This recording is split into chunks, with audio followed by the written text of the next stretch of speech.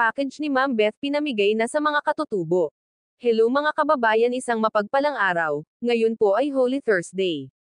Magbigay lang tayo ng isang maiksing reaction video sa nakaraang upload ni Pugong Be a Hero kasama ang kanyang team.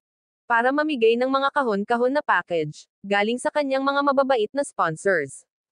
At isa sa package na pinadala ni Ma'am Beth noon. At nagkaroon nga ito ng kunting problema at naayos naman agad.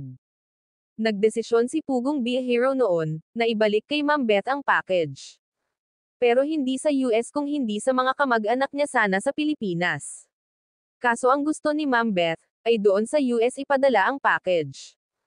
O kaya bayaran ng 20,000, yung package na pinadala ni Ma'am Beth. Ang sabi ni Pugong Be a Hero na hindi siya pumayag, dahil yung ibayad niya sa pagbabalik ng package sa US, ipangtulong na lang niya, sa mga karapat-dapat na tulungan. At tama ang desisyon ni Sir Paul, dahil may kamahalan ang bayad lalo na paggaling sa Pilipinas. Per kilo ang labanan, mas maigi paggaling sa ibang bansa hindi per kilo ang babayaran. At dagdag pa ni Pugong Be a Hero na pairalan ang pag-ibig at wag na mag-comment ng ikakasakit kay Ma'am Beth. Ako rin po ngayon ang package na galing naman po ito sa nagpadala at ito po yung package ni Ma'am Beth.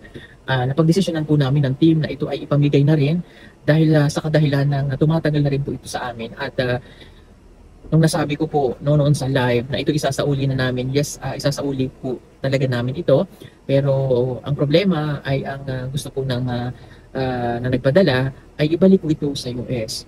So ang hinihingi ko po kasi sa kanya ay kung maaari dito na lamang sa Pilipinas natin ipadala or sa mga kamag-anak niya.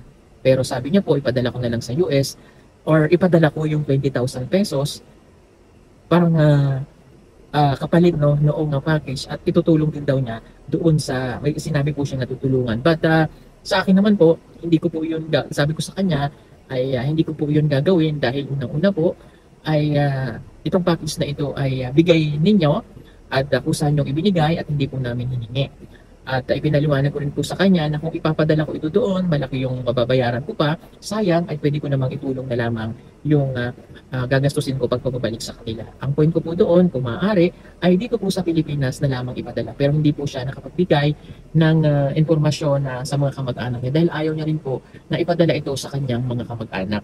Mapanood ang full video sa YouTube channel ni Pugong Be a Hero. Support din po natin Tito Herns TV, Tres Marias Vlog, PB Team ng Luzon, Visayas at Mindanao, ganun na rin sa aking munting channel, Elmas Vlog. Paki-support din po, mga kababayan ko, kapag tayo'y manood wag po natin skip ang mga ads, para sa ganun na paraan makatulong din tayo sa kanilang mga tinutulungan. Hanggang sa muli, maraming salamat, God bless us.